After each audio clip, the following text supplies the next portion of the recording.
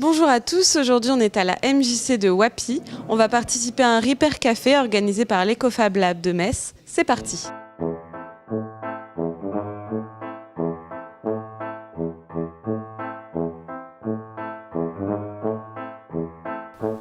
Alors on est avec Guillaume. Bonjour Guillaume. Bonjour.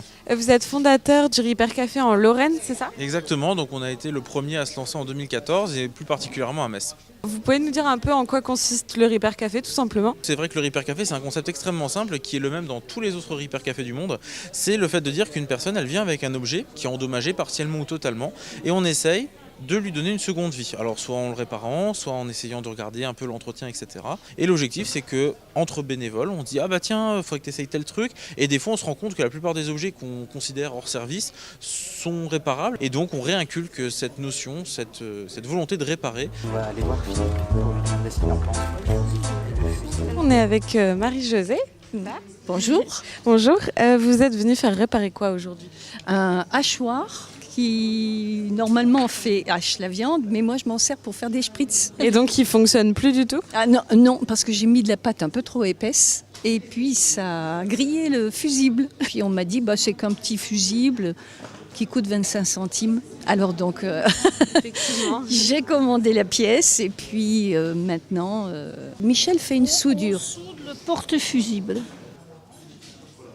C'est une ambiance conviviale. On discute avec tout le monde. Puis s'il me refait 10 ans, au lieu de le mettre à la poubelle.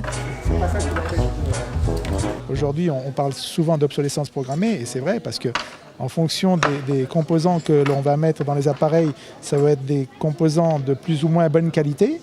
Et effectivement, si les composants sont de mauvaise qualité, ils vont lâcher très rapidement. Comme la réparation, si on passe par un professionnel, va coûter plus cher ou pratiquement aussi cher qu'un appareil neuf, donc les personnes les jettent. Nous, on va essayer de réparer le composant ou les composants qui sont en panne sur la carte pour que ça revienne pas cher. Donc ça a un inconvénient, c'est qu'on va passer beaucoup de temps à faire le diagnostic, à faire de la recherche. Mais par contre, ça a l'avantage, c'est qu'on va changer un composant à 1 euro ou 2 euros. Il y a un challenge un peu à... Ah, toujours. À chaque fois, c'est un challenge. On essaye, on va jusqu'au bout, on essaye de réparer l'appareil.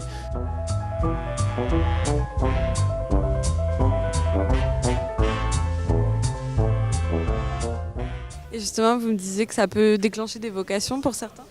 C'est vrai qu'au final, il y a des gens qui redécouvrent entre guillemets l'âme de la réparation, qui du coup se lancent en amateur chez eux. Il y en a qui espèrent potentiellement peut-être monter leur entreprise de réparation. C'est absolument à contre-courant de tout ce qu'on rencontre à l'heure actuelle, mais pourquoi pas?